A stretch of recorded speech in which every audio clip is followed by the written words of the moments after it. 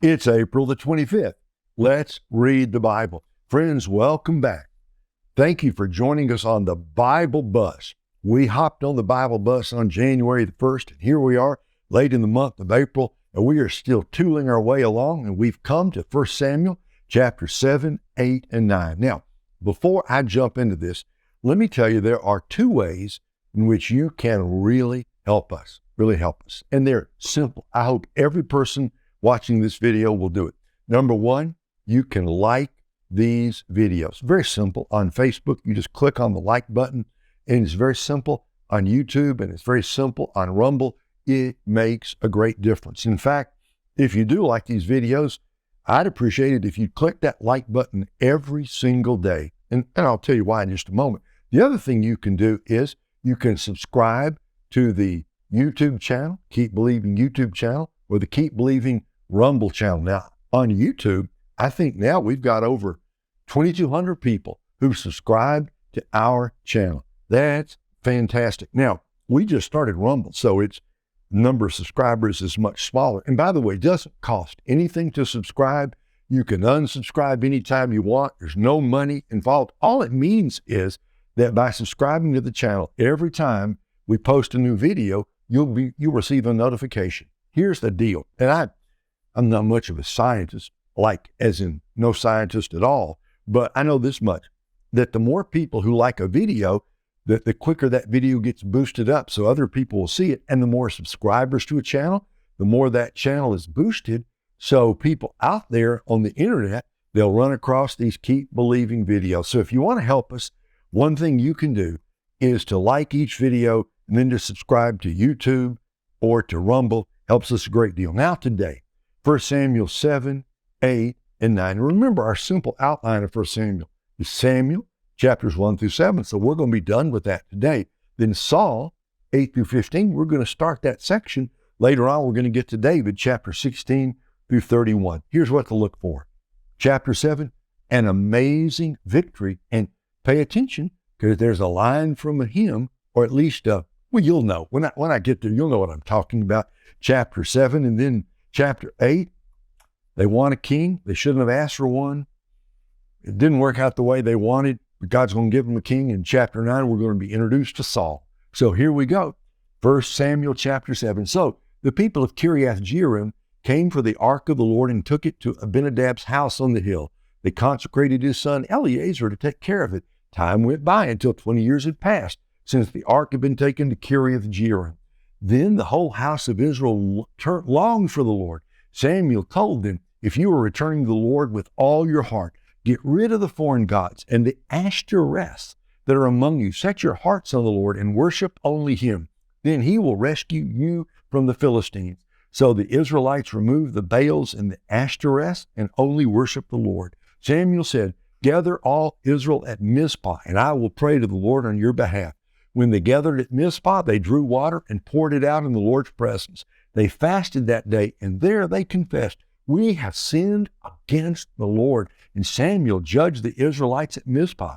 When the Philistines heard that the Israelites had gathered at Mizpah, their rulers marched up toward Israel. When the Israelites heard about it, they were afraid because of the Philistines. The Israelites said to Samuel, don't stop crying out to the Lord our God for us, so that he will save us from the Philistines. Then Samuel took a young lamb and offered it as a whole burnt offering to the Lord. He cried out to the Lord on behalf of Israel, and the Lord answered him. Samuel was offering this burnt offering as the Philistines approached to fight against Israel. The Lord thundered loudly against the Philistines that day and threw them into such confusion that they were defeated by Israel. Then the men of Israel charged out of Mizpah and pursued the Philistines, striking them down all the way to a place below Bethkar. Afterward, Samuel took a stone and set it upright between Mizpah and Shin. He named it Ebenezer, explaining, the Lord has helped us to this point. So the Philistines were subdued and did not invade Israel's territory again. The Lord's hand was against the Philistines all of Samuel's life. The cities from Ekron to Gath, which they had taken from Israel, were restored. Israel even rescued their surrounding territories from Philistine control. There also was peace between Israel and the Amorites. Samuel judged Israel throughout his life. Every year he would go on a circuit to Bethel, Gilgal, and Mizpah, and would judge Israel at all these locations. Then he would return to Ramah because his home was there. He judged Israel there, and he built an altar to the Lord there. 1 Samuel 8. When Samuel grew old, he appointed his sons as judges over Israel. His firstborn son's name was Joel, and his second was Abijah. They were judges in Beersheba. However, his sons did not walk in his ways. They turned toward dishonest profit, took bribes, and perverted justice. So all the elders of Israel gathered together and went to Samuel at Ramah. They said to him, "Look, you are old, and your sons do not walk in your ways. Therefore, appoint a king to judge us the same as all the other nations have." When they said, "Give us a king to judge us," Samuel considered their demand wrong. So he prayed to the Lord. But the Lord told him, "Listen to the people and everything they say to you. They have not rejected you. They have rejected me as their king. They are doing the same thing to you they have done to me since the day I brought them out of Egypt until this day, abandoning me and worshiping other gods. Listen to them, but solemnly warn them and tell them about the customary rights of the king who will reign over them." Samuel told all the Lord's words to the people who were asking him for a king.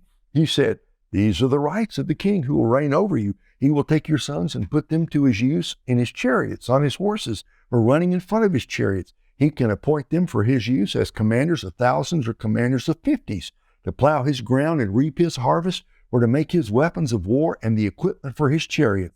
He can take your daughters to become perfumers, cooks, and bakers. He can take your best fields, vineyards, and olive orchards and give them to his servants. He can take a tenth of your grain in your vineyards and give them to his officials and servants. He can take your male servants, your female servants, your best cattle, and your donkeys and use them for his work. He can take a tenth of your flocks, and you yourselves can become his servants. When that day comes, you will cry out because of the king you've chosen for yourselves, but the Lord won't answer you on that day." The people refused to listen to Samuel. "No," they said, "we must have a king over us. Then we will be like all the other nations. Our king will judge us, go out before us, and fight our battles." Samuel listened to all the people's words and then repeated them to the Lord. "Listen to them." The Lord told Samuel, "Appoint a king for them." Then Samuel told the men of Israel, "Each of you go back to your own city." 1 Samuel chapter 9. There was a prominent man of Benjamin named Kish, son of Abiel, son of Zeror, son of Bechorath, son of Aphiah, son of a Benjamite. He had a son named Saul, an impressive young man. There was no one more impressive among the Israelites than he. He stood a head taller than anyone else. One day, the donkeys of Saul's father Kish wandered off. Kish said to his son Saul, "Take one of the servants with you and go look for the donkeys." Saul and his servant went through the hill country of Ephraim and then through the region of Shalisha, but they didn't find him. They went through the region of Sha'alim, nothing. Then they went through the Benjamite region, but still didn't find him. When they came to the land of Zuph, Saul said to the servant who was with him, "Come on, let's go back, or my father will stop worrying about the donkeys and start worrying about us."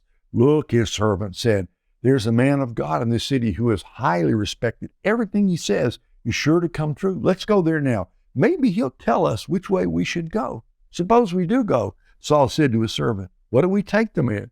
The food from our packs is gone, and there's no gift to take to the man of God. What do we have?" The servant answered Saul, "Here, I have a little silver. I'll give it to the man of God, and he will tell us which way we should go."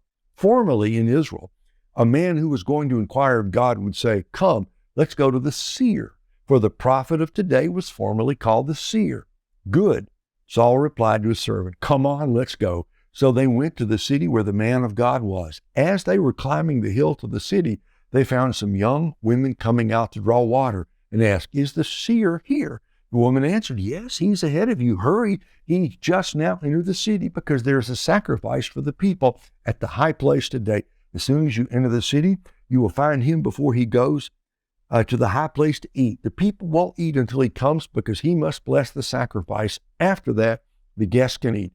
Go up immediately. You can find him now." So they went up toward the city. Saul and his servant were entering the city when they saw Samuel coming toward them on his way to the high place. Now, the day before Saul's arrival, the Lord had informed Samuel, "At this time tomorrow, I will send you a man from the land of Benjamin. Anoint him ruler over my people Israel. He will save them from the Philistines, because I have seen the affliction of my people, where their cry has come to me. When Samuel saw Saul, the Lord told him, here is the man I told you about. He will govern my people. Saul approached Samuel in the city gate and asked, would you please tell me where the seer's house is?